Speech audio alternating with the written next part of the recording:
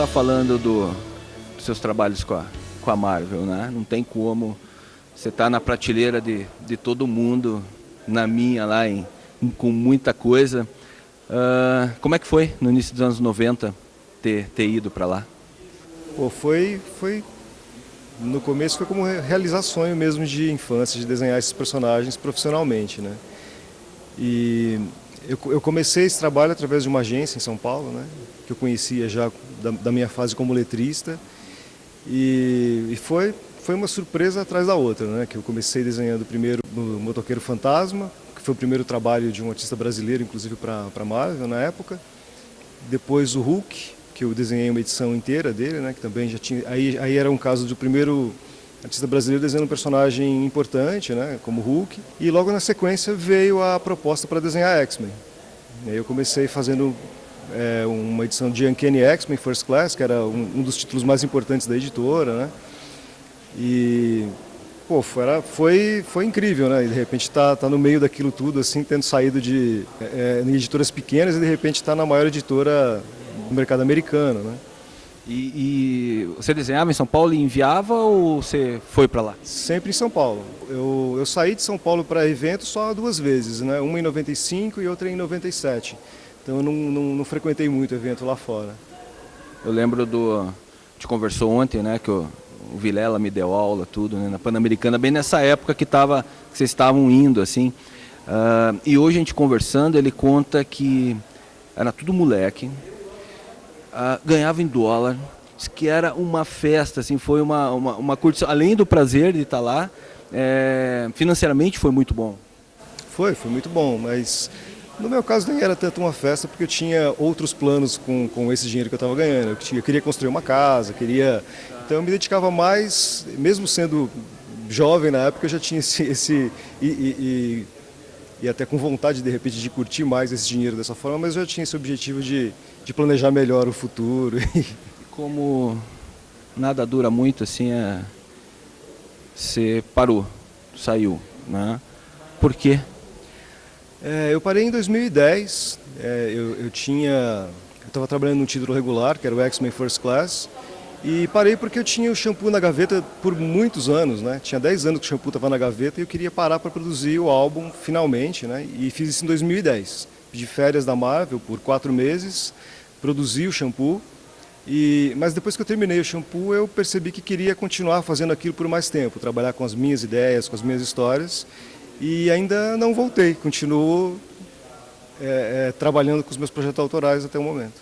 Não tem como conciliar, de jeito nenhum. Eu não consigo. E principalmente nessa época, né, que os prazos eram... Eu nunca tinha lidado tanto com prazo, assim, era um trabalho mensal, né? Mas talvez ano que vem eu estou planejando aí voltar a trabalhar com heróis, não sei se por muito tempo, mas... E o shampoo? Ontem mesmo, quando eu olhando assim, surpreende. Quem é fã, como é que foi a reação de quem te procura, o cara vem com a revistinha do X-Men, né?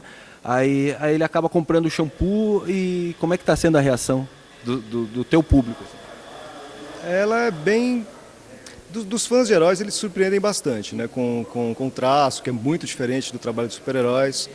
E tem uma outra parcela que já conhecia o shampoo, o álbum, ele é baseado numa história que saiu na Metal Pesado em 93, 94, né? Então algumas pessoas já conheciam aquela ideia que eu tinha, né? Daqueles personagens. Então foi uma surpresa legal, eles estavam esperando uma continuação daquela pequena história, né? Mas sim, se surpreendem com o traço, que é muito diferente, e alguns gostam até mais, porque acham que tem mais personalidade até do que o trabalho de super-heróis. E você falou da Metal Pesado, e esses trabalhos aí da final da década de 80, você assinava Rock. A gente vai ter a oportunidade de um dia ver isso publicado? Aquele material que eu fazia, eu tenho ele em casa, talvez eu coloque isso sim em alguma compilação ou artbook, eu tenho planejamento para isso. Eu devo ter umas 10 histórias bem curtinhas assim em casa. E os outros projetos? Não sei se você pode falar. O Guti Guts. Guti Guts, eu tenho planos para ele talvez para o ano que vem, né, que eu tenho histórias que eu produzi também ao longo de 10 anos e pensei até em refazê-las, as muito antigas, mas Eu optei por outra ideia, que é publicar do jeito que está mesmo, porque eu já tenho em torno de 60 páginas prontas, mas falta colorir. Guti Guts é um material que precisa ser colorido, né? Diferente do shampoo, eu quero fazer cor. Então talvez ano que vem. Você ainda desenha papel primeiro para depois digitalizar ou não? Sempre, sempre. Eu ainda não me acostumei ainda com o digital, ainda não. Eu ainda prefiro papel, caneta e... Mesmo o trabalho todo de escanear, ainda prefiro papel. Esse trabalho do Adoniran Barbosa, fale um pouco dele. Então, esse projeto, eu sempre escutei muito samba, né? Mesmo sendo um fã de metal na adolescência, eu escutei muito samba por influência da minha mãe. E um dia, alguns anos atrás, eu estava ouvindo uma playlist do Adoniran Barbosa no YouTube e comecei a imaginar as histórias anteriores daqueles personagens, né? De onde eles tinham vindo, né? Porque o Adoniran, ele pincela rapidamente as histórias deles, mas ele não conta em detalhes, né? De onde eles vieram. Principalmente a primeira, né, música que eu trabalhei foi a Saudosa Maloca, onde ele fala do eu, o Mato Grosso e o Joca, né? E fiquei imaginando quem seriam esses personagens.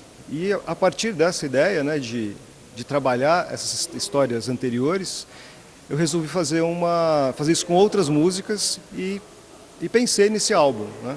Aí surgiu o Davi Calil, que é meu amigo, entrou como parceiro nessa história e a gente desenvolveu o projeto que ganhou o HQ Mix, inclusive, né, como o melhor álbum independente e tal. E foi uma delícia de fazer, né? Eu curti bastante, as histórias ainda guardam uma relação ali com o shampoo, porque são histórias de periferia, né? Então acho que ainda tem a ver, só que no shampoo são adolescentes e no Quascoli Gundum são mais velhinhos. Você está curtindo essa fase aí autoral, né? Eu curto bastante. Eu comecei, na verdade, a minha carreira aqui lá em São Paulo, nas editoras pequenas. Eu escrevia e desenhava as histórias, né? Eu nunca fui só desenhista, já apresentava roteiros também, né? Então essas histórias antigas, até que eu te falei, que talvez eu compile uma hora e as publique, né? Elas são todas com roteiro meu. Muito inspiradas naquela época, né? Pelas coisas que eu lia, como Chiclete com Banana, esses autores todos nacionais que publicavam aqui, muito material europeu. Então nessa época em que eu trabalhei com editoras pequenas em São Paulo, eu era mais inspirado pelo material nacional e europeu do que com o mercado americano. O mercado americano me influenciou muito na parte de desenho mesmo, quando eu era mais criança. Quando você vai para essas grandes editoras, desenhista é desenhista, arte finalista é arte finalista, fica cada um no seu lugar, não dá para migrar? Geralmente lá fora eles ainda não compram, né, roteirista. Eu ainda não conheço nenhum caso. Acho que talvez o Felipe Canho, não sei, eu não conheço casos não, mas desenhista sim, é mais fácil, acho que até a língua deve ser uma dificuldade para se vender roteiro, né? Ou a não proximidade assim, com a cultura americana, né? Talvez seja isso que dificulte a venda de roteiro mesmo. Roger, obrigado. Antes de ser jornalista, sou teu fã. Tá mais um fã aqui do que um repórter. E até uma próxima vez. Opa, obrigado, valeu. Até a próxima.